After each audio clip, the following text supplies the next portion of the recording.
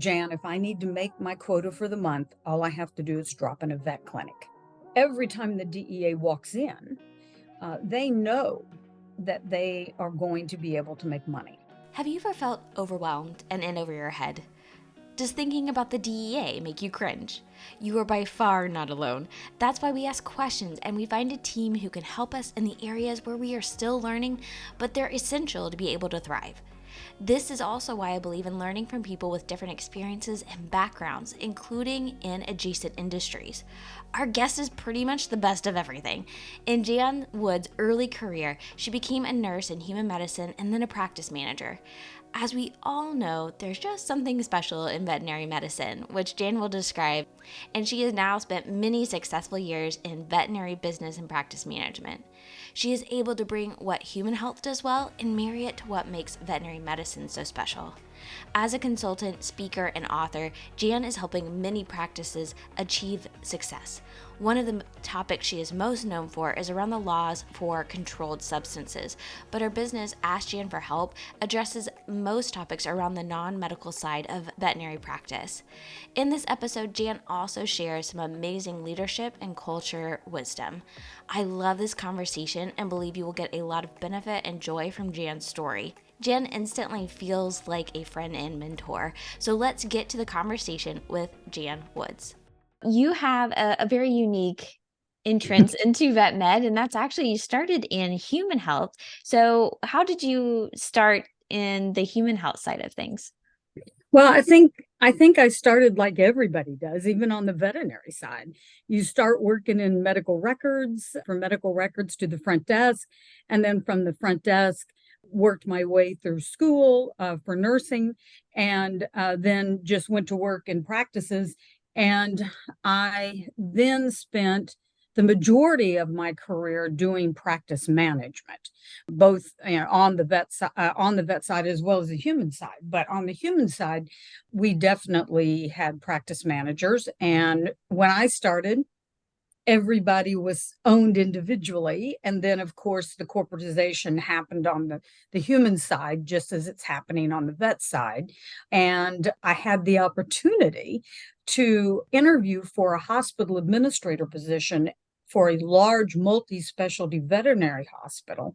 And I was really excited about that because at that point in time, there wasn't any corporatization. And the doctors, a lot of the specialists had just stopped working at the universities and wanted to open up their own thing because they thought they could offer more in the way of customer service.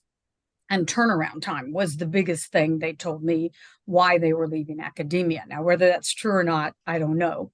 But they had no systems. So when I interviewed for the position, it was quite interesting. I said, I'm very interested in the position, but I would like to see your budget. I would like to see your staffing ratios. And then, just the general business questions. And they all just looked at me and they said, what are you talking about? And I said, I need to see how the structure is of your business and how profitable you are. And they said, oh, we don't have any of that. We just know how much money we have at the beginning of the day and how much money we have at the end of the day. And so they had no HR support. They had no regulatory support. Doesn't matter if it was controlled substances or OSHA or whatever. They had no financial support, except what they threw in a shoebox and gave to their CPA at the end of the year or the end of the quarter. But they didn't even have P&Ls for me to look at. So it was a real leap of just walking in from a totally structured healthcare, human healthcare or side of medicine to something that was just, at a lack of better words, a cowboy. And it was really fun because I got to put in all of these systems that I knew worked.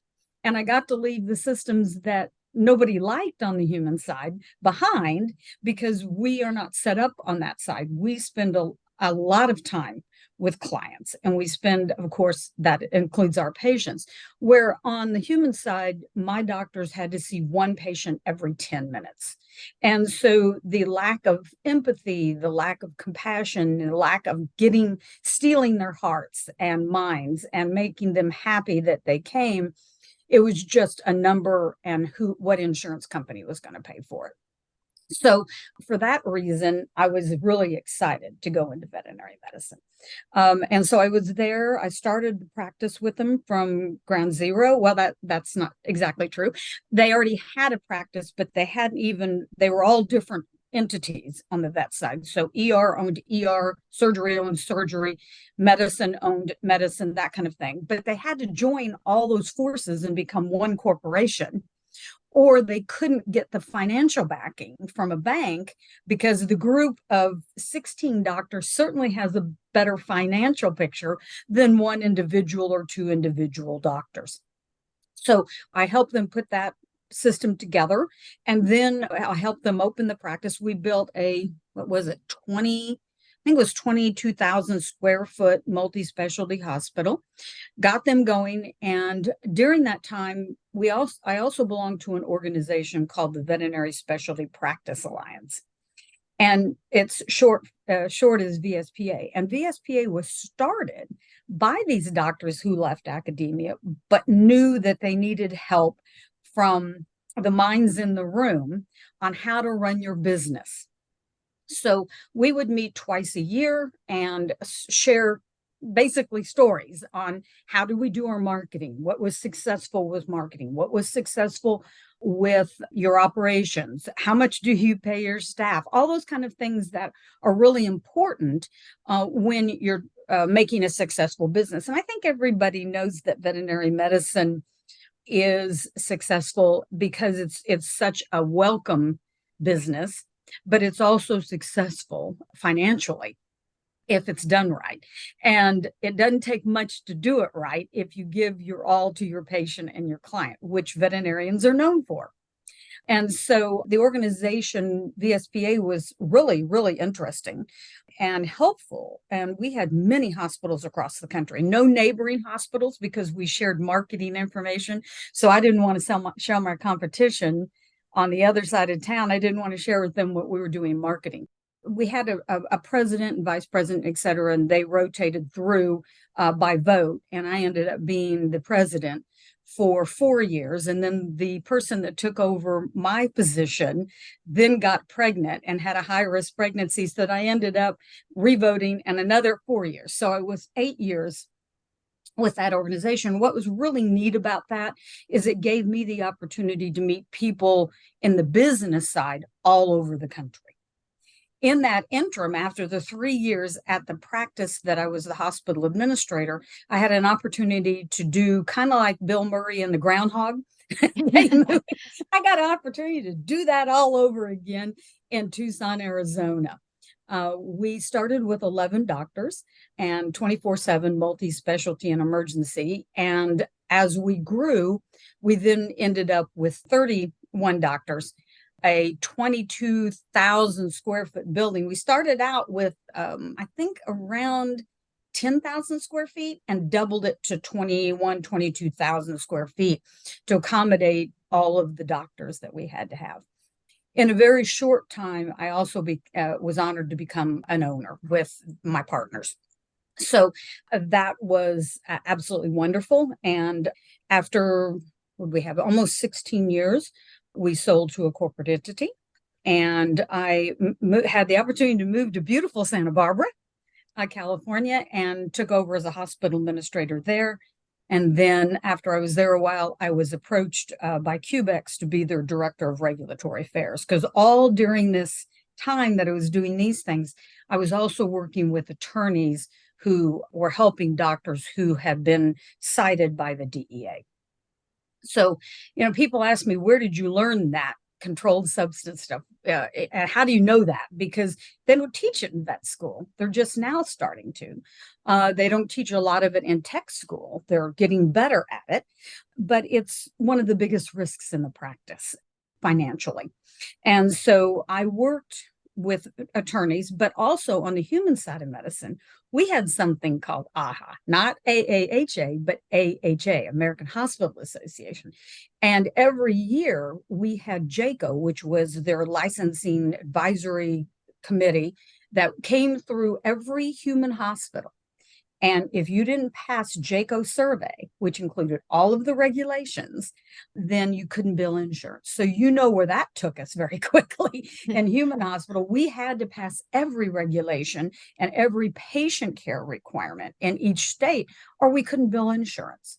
So that's kind of where I learned all of that, as well as, of course, the business stuff. But I learned a lot more after college than I ever did in college, I think, because we all get the school of hard knocks when we get going. But it's been an absolutely wonderful career. I have zero complaints. And I joke and say going to the dogs in 2000 from the human side of medicine. It's been an extremely fulfilling business to be in. It's been something where my father-in-law and his father were both veterinarians. My husband went to the human side. That's where I met him. But my father-in-law and I had such an amazing relationship. He died last year about this time at age 102. Wow. And yeah, so we would go down and they're Nashville people, and we'd go down and meet in wherever they were living. And he'd just say, well, tell me what's going on in work. And we'd talk about treatments. Of course, his treatments at 102 were drastically different than what veterinarians do now. And he would call me at my practice and say, Jan, guess what I just read in the AVMA manual magazine? I said, I don't know, Daddy, what? Well, I just read they're putting pacemakers in dogs. I said, yes, Dad, we do that all the time. He goes, oh my God, I can't believe it. And so we had a great relationship, and he was so proud every time he saw me speaking, especially at the Tennessee VMA. I've spoke there several times, and he was so proud. And I would tell people who I was, and believe it or not, there would be people who knew my father-in-law. Had worked as a student with him or something. So it's been, outside of the familial stuff, it's been a great relationship. It's hard to not enjoy your job in this industry. It really is. Yeah. Oh my goodness. Well, first of all, I think that speaks to the types of people who are attracted to veterinary medicine, like your father-in-law is. He was still so excited to hear about what's going on in the industry, and, just seeing his relatives being involved and making a difference. It also speaks volumes to change and how fast things change over time too, is, pacemakers was news to him, and just like, maybe 50 years. So even maybe less. So you have seen a lot of changes, both on the business side of things as well as medicine, and hopefully continue to see changes when it comes to us being better about DEA and understanding those things. So, I'm also just coming off of an episode that published on November 27th with Dr. Julie Smith, and she was very big into watching the changes of business models. So I can't help but want to go back just a little bit, because you said that one of the things that was attractive to you about veterinary medicine was the lack of as much consolidation, and that we are trending that way. I know there's a lot of mixed feelings about that. But just from your perspective, when it comes to changing business models over time in veterinary medicine, what are just kind of your thoughts for the people listening in veterinary medicine when it comes to just understanding business models and maybe what works for individuals, and just anything there? Because I think that's on a lot of people's minds. It is. And I don't have anything negative to say about what anybody's choice is. I own a company called Ask Jan for Help and Veterinary Management and Marketing Specialist. And I have many corporate accounts who have me work with them. And then I have many individual practices that I work with. So I get the best of both worlds.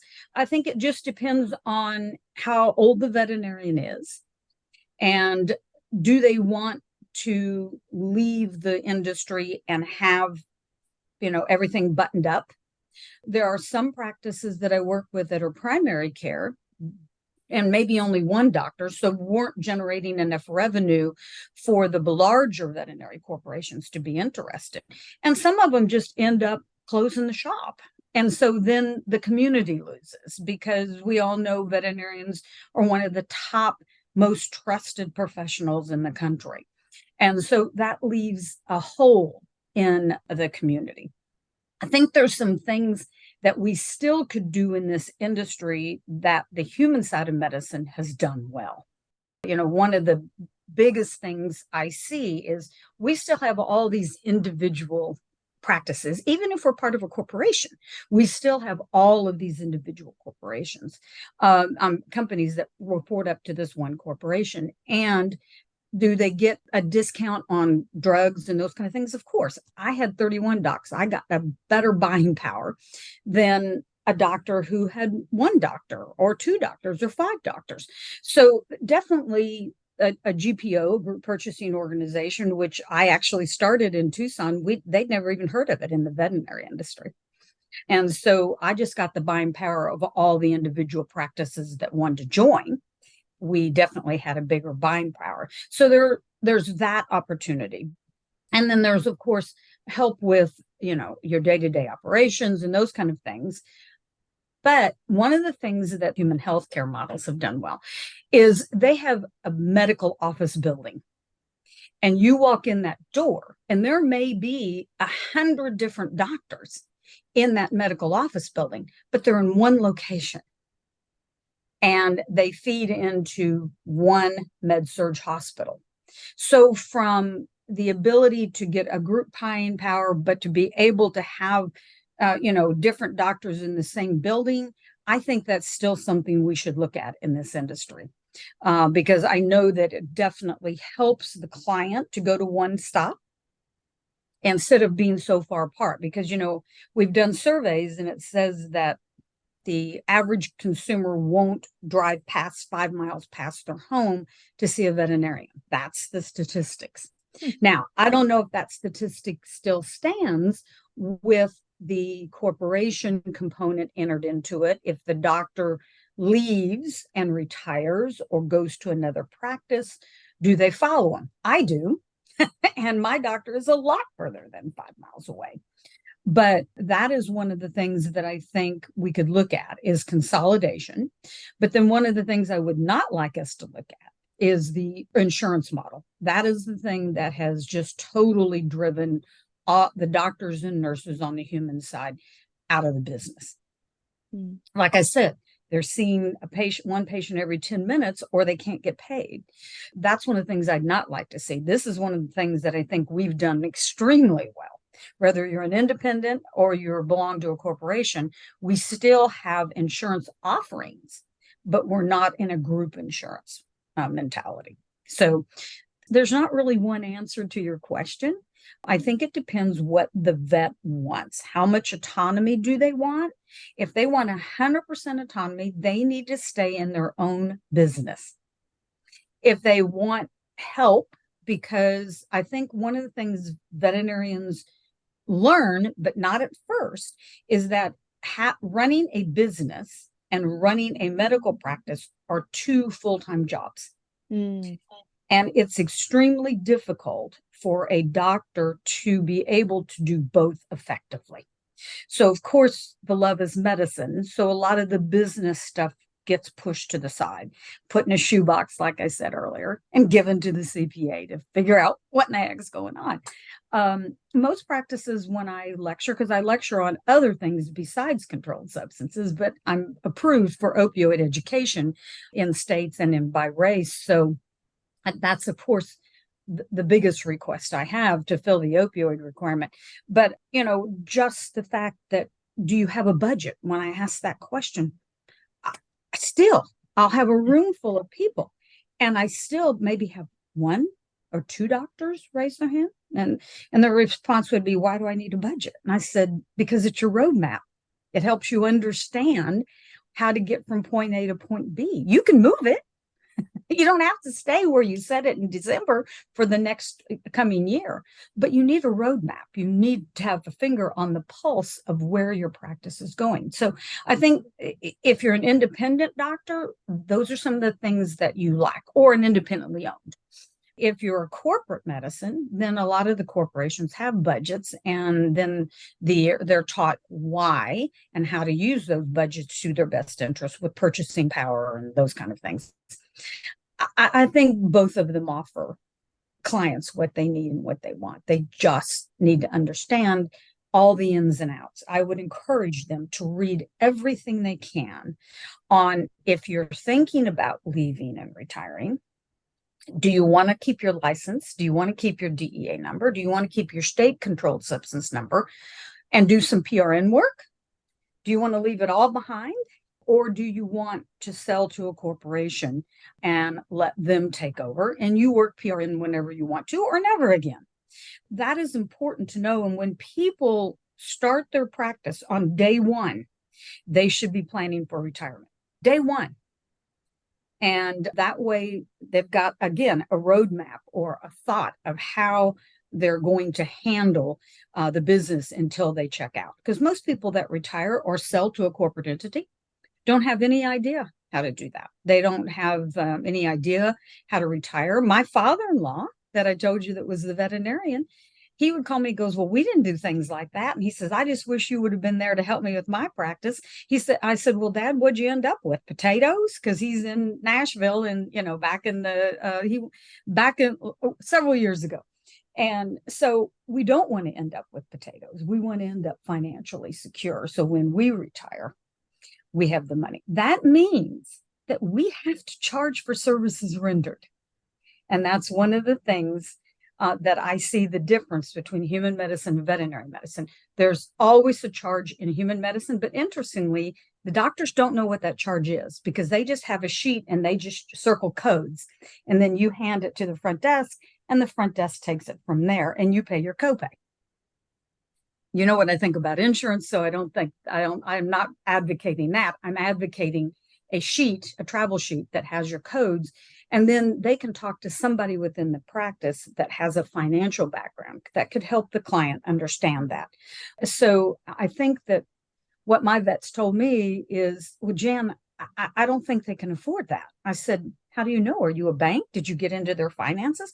Well, I just don't think they can. And they drive off in their Bentleys. So we need to charge for our services and be proud of what we have in our head because that's what they're paying for. They're not paying for the equipment and the lights and et cetera. Well, they are, but they're not there for that. They're there for you to care for their animal and take care of give them the knowledge that you got in college. So that is one of the things I think every veterinarian coming right out of school should concentrate on is establishing their value, knowing what their value is, take that value and have your staff be part of understanding what value you have and what they have, and make sure that people get charged. Because when you retire, you want to retire with some money. You don't want to retire with a sack of potatoes, like I used to tease my father-in-law. So I don't think anybody thinks about that coming out of vet school. So I think that's so good. I was on Reddit and this girl, she was talking about going into vet school and loan options. And I was encouraging her. I said, talk to somebody about your situation. And she's like, oh yeah, I'll get a financial advisor when I start paying off my loans. And I'm like, that's too late. That's too late. So I think, that's why we get people to help us too, because we can't be our best selves if we're constantly worrying about that either. So, we can't be the best doctors and give what we want to our patients. So I think that's really important to think about it. Even if it sounds way too early, I think it's good to already have the conversation, working with the people that you're on that plan. And I think we live in a world of opportunities. So it doesn't mean like you're selling your soul for a certain path. Exactly. But, at least you have something that you're working towards and contributing to. I agree. And that's where I talk about understanding and preparing for retirement the day you open your practice. Actually, before you open your practice. But that's when reality sets in. Oh my God, all these things that I thought were going to happen are only this much of this that I thought was going to happen. So we need to be prepared. And when you give away your services and you discount your services, or you let people walk out the door and not pay, my AR was less than 0.5% because we had a policy that pay at the time of service render. And all of my staff and the clients understood that up front. I'm not saying get away from from the altruism. I'm not saying getting away from the compassion and winning their hearts. I'm saying we need to charge, because when you retire, all those people that you gave discounts to or you didn't charge, or they didn't pay their bill later, they're not going to come and knock on your door and say, here I am with the money plus interest. So we have to take care of ourselves and our families, because some of the veterinarians have kids going to vet school. So, that's expensive. Just having a family and making sure they're taken care of is an expensive part of life, but one that's rewarding. That's something that is terribly difficult for veterinarians to deal with, I think, is the financial component of what we do. Mm.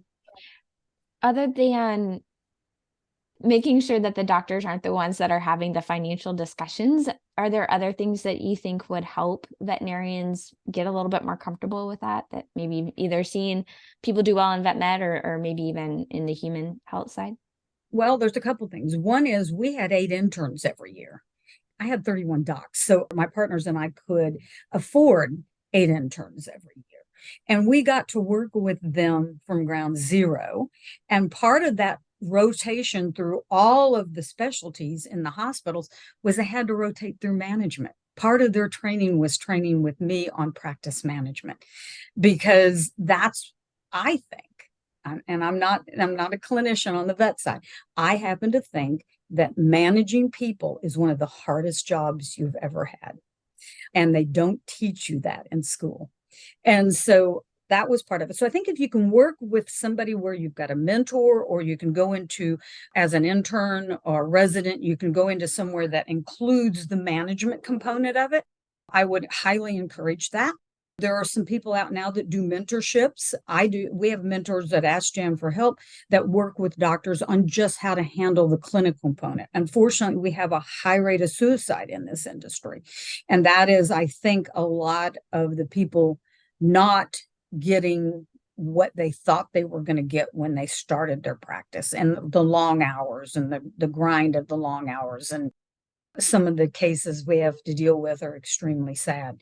So definitely a mentor. If it's not an outside mentor, if you're going into a practice, please make sure that that mentor is somebody that's in the practice, that's been there for several years, not the person who just graduated the year before you.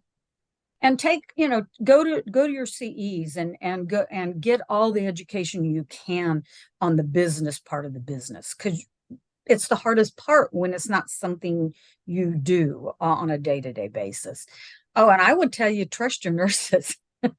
One of the things that we always told doctors is, look, these nurses are your eyes and ears on the ground. For an example, you wrote 0.10, but somehow it got to 10 mils instead of 0.10. Well, that nurse catches it and says, hey, doctor, and they're scared to come up and say, did you really mean 10 mils? No, I meant 0.10. So, trusting your nurses, trusting your management to help you be more successful. My philosophy has always been, our responsibility is to set our doctors up for success.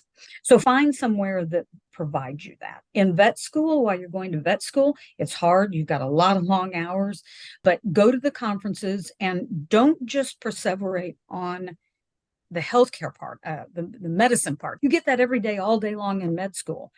Think about the other things that you're not comfortable with, because we have a tendency not to do things we're not comfortable with. And in this respect, it would be the business side of it. So take as many classes as you can, learn as much as you can, and find a mentor, not only in the medical side, but in the business side as well. Speaking of uncomfortable things, I think that is a perfect transition over to, you mentioned it a little bit earlier, really where you get asked to speak a lot, because there's really just not a lot of, I think, experts in this in our industry, is around the regulations of controlled drugs and things like that. So I happen to know that's a big passion, and how I kind of met you is through VetSnap. So do you mind sharing a little bit of the core of what you are seeing as the gap in our industry? It's okay if you scare people just a little bit to share just how important this is, but ultimately, the resources that are available and things that people can do. Yeah. Sure. Thank you for asking. Again, as I mentioned earlier, this is not something you're taught in school. So when people come and see me speak, I get to speak from somebody who had a practice, who has been on that side of the business, either on two-legged or four-legged medicine.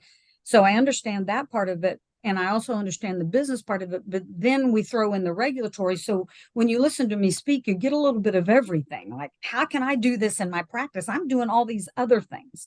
Well, again, set yourself up for success. Learn what the DEA or OSHA, for that matter, require, and then put those things in place as quickly as possible. And then make sure your staff is trained, that they understand. Because what I see is, if staff only comes to see me talk and they go back to the doctors who haven't seen me talk, they're going to go, oh, I'm not doing that.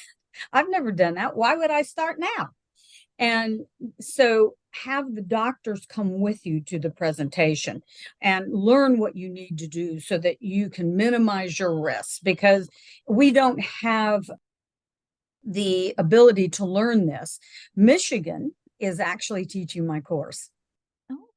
And Donna, who is ahead of that part of it, says that the students have been very receptive to it. So it's something they don't teach. So now this is part of their learning course. They watch my 3-hour presentation, but they've done them in 10-minute increments. And then they've also done them in, there's 3 1-hours or 10-minute increments, depending on how much time you have.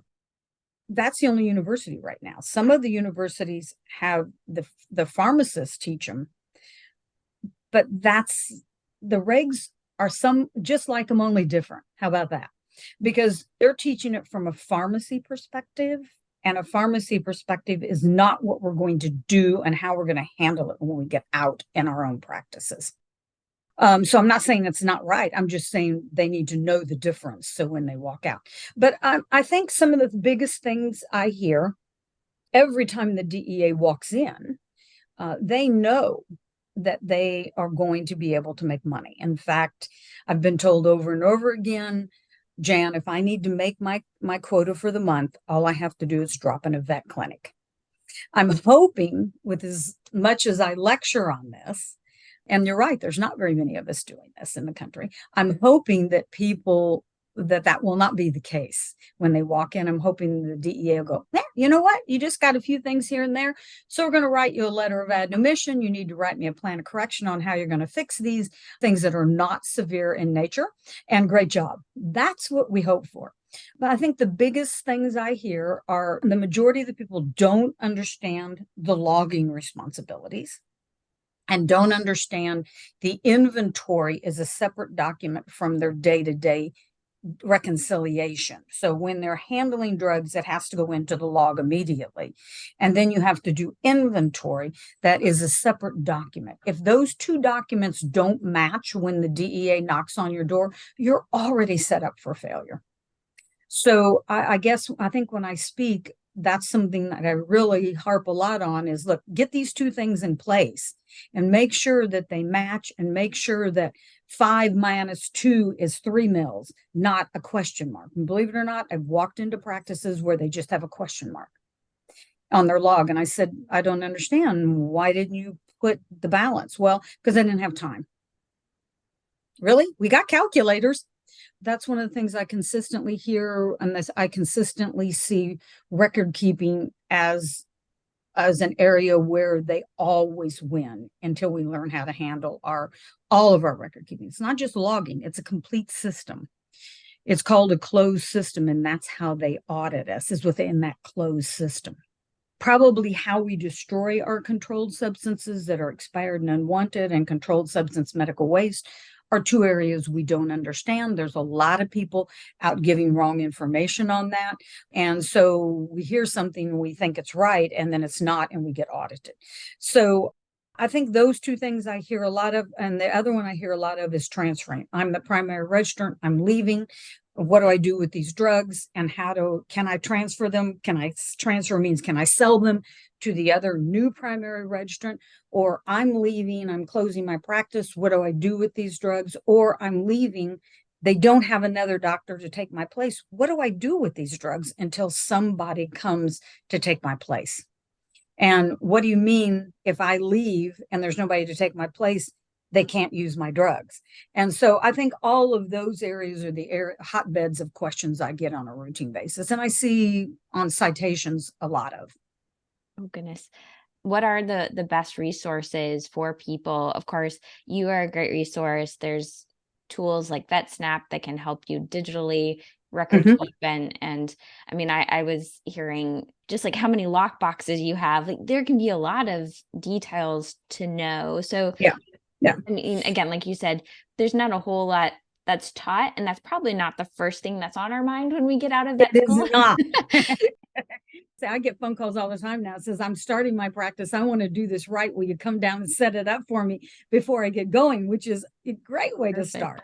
That's great. So, how are you speaking in schools too? I mean, I know you mentioned one school is using your Yes. course, but I Yes. agree with you. I think the earlier we can support people to let them know about these things, the better we set them up for success, and then they can teach, the next generation or the next doctor. So, good question. So, I do speak at most of the large conferences, such as Fetch. I do speak on behalf of VetSnap, which I think is a fabulous digital logging system, which means you don't have to, it talks to your PIM system. And then if it's time to give 2 mils of Valium, then you don't have to do a manual controlled substance log. It's digitally done for you. That's acceptable by the DEA as long as it's current, complete, and accurate. And then I've worked with not only like Fetch and VMX and the one in, oh my gosh, I'm drawing a blank in Vegas or Oh, Western. thank you. And I do a lot of speaking with VMAs, a lot of the state conferences, and I do teach some in the universities. And then I own the company Ask Jan for Help. So, they see me in a lot of places come up. I write articles and DVM 360 and Vet Practice News, so they can see things in that. You can go to my website at www.askjanforhelp, click on blogs, and you can see articles that I've written as well as many other business specialists, not just on regulations, practice management, all kinds of things. And then I work with many, many individual doctors, individually owned as well as corporations. It's to the point, I think, where there's not a lot of us doing what we're doing because it's just not information we're taught. And a lot of it comes from referrals, such as you said you heard me speak, or somebody said, hey, would you interview Jan? I think that's how you got started with, when you were talking with VetSnap. So that's the biggest lovely response to what I do, is that it's a referral from somebody who heard me or worked with me. If you are stuck and you don't know what to do, definitely you're welcome to email me or give me a call. I would tell you to look at your Vet Practice Act. Most people don't pay any attention. That's not true. It's a gross overgeneralization. When you take your license, you understand the Vet Practice Act from the time that you open that cover to the time you close that cover, because that's part of your test. But those get changed frequently. So we need to go in and refresh our memory on what does the Vet Practice Act say we can do, because it does include controlled substances. And it does include OSHA. And another one is my retired DEA agent, and I wrote the controlled substance section for the AVMA PLIT book that you can get for your practice. It's amazing. It covers every area that you should be looking at from a practice perspective. OSHA, HR, controlled substances, it just goes on and on. Radiology, all these things we have to do to keep our staff safe. It's in that PLIT safety manual. Then, don't hesitate to look at the federal regs and the state regs, but it's hard to do because they're convoluted, they're crazy, and they change frequently. So somebody will call me and argue with me and say, well, I'm doing it this way. And I said, well, that reg changed many years ago. Did you find the change? No, this is what it said. Okay, you can do whatever you want, but it's not current. So those are options to go to. Also, if you are a member of AVMA, AVMA has some good resources. I will tell you that when I do state policies, I can honestly tell you sometimes it takes me a week to find all of the regulations, and I do it for a living. So I have empathy for people trying to follow the rules when I do it for a living and sometimes have to spend a week finding them. So, don't hesitate to contact somebody like myself to help you. You don't need to struggle. Get the system put in place. Make sure the system is right, and make sure everybody in the staff that handles the controlled substances, which should be minimal, you don't open it up to the whole place, then make sure that they do it right. And if they're taught right and they're doing it right, then you have a very good chance of just getting something like, why didn't you hang that up on your wall from the DEA? And I will tell you another area that I interestingly get is when people get audited. I have many conversations and many scripts, so to speak, that I give them on how to talk to a DEA agent, but they forget all of that.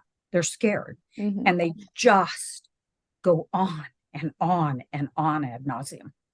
So when you're talking to a DE agent, remember, you're talking to a judge. It's just like when you talk to a cop when you get pulled over. If you're going to be smart with him, you're probably going to see a worse problem than if you would have just been helpful and polite. Be careful what you say. And I always tell everybody, use closed-ended answers, just like we do with clients who want to tell us about our pet from 1902, but today is 2023. We want to know what happens. Why are they there today? So we go to close-ended questions. And so we need to remember that with the DEA, and don't give them more information than they came for, because that just gives them something else to look for. Yes. I can tell you are so passionate about this, and you talked about that this is such a rewarding career for you. What's the fun that gets you excited to wake up and do this all over again? What's your joy in your career? Oh, my. It was interesting. And not to compliment myself, but I was nominated for the Athena. It's an International Women Business Award, and I was nominated twice. And I was one of the top 5. I'm one of the top 3 runner-ups, I think. Always the bridesmaid, never the bride. But they asked me what my legacy was and what I felt my legacy was to the community. And I think I answered them in something they weren't expecting. From personal viewpoint, my legacy is my children, and how I taught them to be successful in whatever career they chose, and to not be afraid to take risks. I've always taken risks with business. I don't take personal risks, but I take a lot of business risks. And not to be afraid of taking risks, because sometimes we learn lessons the hard way if we don't take a risk, or sometimes we do learn a lesson the hard way if we do take the risk. But to me, it's worth it. So that would be my legacy. And then from a business perspective, I think just seeing people lights turn on when you help them in a business area that they said, I don't know what I'm doing. I've got this employee that's doing this. I don't know what to do. I can't make them happy. And I say, let's stop right here. Let's talk about happiness. It's an intrinsic value.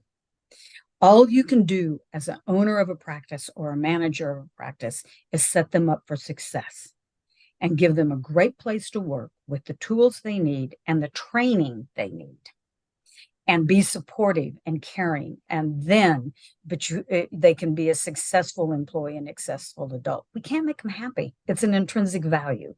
They have to be happy on their own. We're responsible for giving them the tools to do a good job. So when you're training somebody, I had 14 managers that I groomed from preschool up to being fabulous managers. And to see the lights turn on and they go, oh, really? That's what I have to do? Yeah, that's something we need to look at. Seeing techs or doctors. And, like I said, we had 8 interns that every year went through my courses, and you could see their lights turn on. And it's fun because it's something I've been doing forever. But I like to learn new things. I guess I'm a lifelong learner. You are, or you wouldn't be doing what you're doing. And so I guess personally, it's learning more and sharing that knowledge, especially in an area that doctors don't know, or nurses don't know, or administration doesn't know. And that's one of the things that I found absolutely riveting when I left the human side, because everything we do over there, we've been doing for 100 years, and it's successful and we make a lot of money, but the doctors and nurses are not historically happy. Mm-hmm. And on the vet side, the doctors and nurses are extremely happy and they like what they do. Do they have bad days? Yes. But for the majority of the part, we have good days because we have a puppy or a kitten lick our face. I think that is probably the thing that I like the most, is seeing that happiness, seeing that love for the industry, seeing that love for what they do, and seeing a return on that. That's probably what makes me the happiest. When I lecture, I love answering questions. I tell them, don't think any question you're asking me is incorrect or stupid, as we always say, because you may be the only one who has the guts to raise your hand, but everybody else in there still needs the same answer. So seeing them go, oh, I get it. I didn't know that. Now I know what to do. That's fun. Yeah. You mentioned that for your children, one of the joys was teaching them how to be happy in whatever career that they decided to pursue. What are some of your biggest lessons that you teach them about that? I think one of the things I tried to teach them as a child is we don't have to like everybody, but we need to respect them for their choices and what they do. And you don't have to hang out with them, but you also don't need to mistreat them, because that's their choice. That's their life path. It's not yours. I think that's why we hang out with people that were like-minded, right? Because I think the kids, that was one of the things I wanted them to embrace early on. And if they came home because somebody was a bully or whatever, you would talk about how are you going to handle that and what do you need to do? And you don't have to like them, but you need to respect them. And that's hard for kids to do. They don't like to respect people. We have grown adults now who I was going to say, don't respect anybody. And unfortunately, they're on national stages. So I think we've lost that. I think we've lost the caring and the empathy and the respect. And that's what I tried to teach my kids. And I think that came from wanting to be a nurse on the human side. And I think that's what comes from being a veterinarian or a nurse on the vet side, is that empathy that you have for others, even if they are four-legged or the two-legged that comes in with them. Well, I have a last couple questions just to get to know you a little bit better. You sound extremely busy, but do you have any hobbies or skills that you also like to pursue outside of medicine area? Yes, I actually, my grandfather was a jeweler.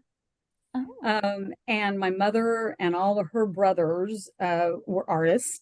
And so I kind of got that gene pool. Both of my sons have that gene pool. My daughter, who's adopted, does not have that gene pool. She can't draw a stick figure, and it frustrates her so much. Oh. But that's definitely the gene pool that we inherited. I love to make jewelry. I'm an absolute fanatic about making jewelry. I love mosaics, meaning like when I go to Europe, we travel extensively, and I'll spend hours looking at the mosaics inside the Vatican or inside one of the museums. And so those things, stained glass, and then glass mosaics, and then jewelry, they all sparkle. Probably something that's sparkly and fun and gives pleasure to others. Oh, that's fun. Well, now a lot of people answer this based off of where they want to travel to, but is there anything on your bucket list that you would like to do? Geez, we've been so lucky. I've been to the Middle East even more than once. On my bucket list left to do, I haven't been to Russia. I would like to go to Russia, but it's not a good time right now. I'm trying to think. There are some countries that were behind the Iron Curtain that we haven't made yet, like Poland and some of those. I've even been all the way up to Transylvania.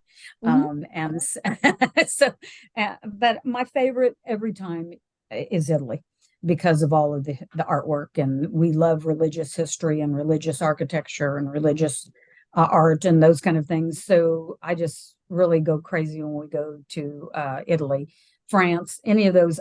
I don't really think there's much left. If I died tomorrow, I don't think there's a lot that I said I didn't do. Remember, I told you I was a personal risk taker? Those are the risks I take. You can't get me to bungee jump.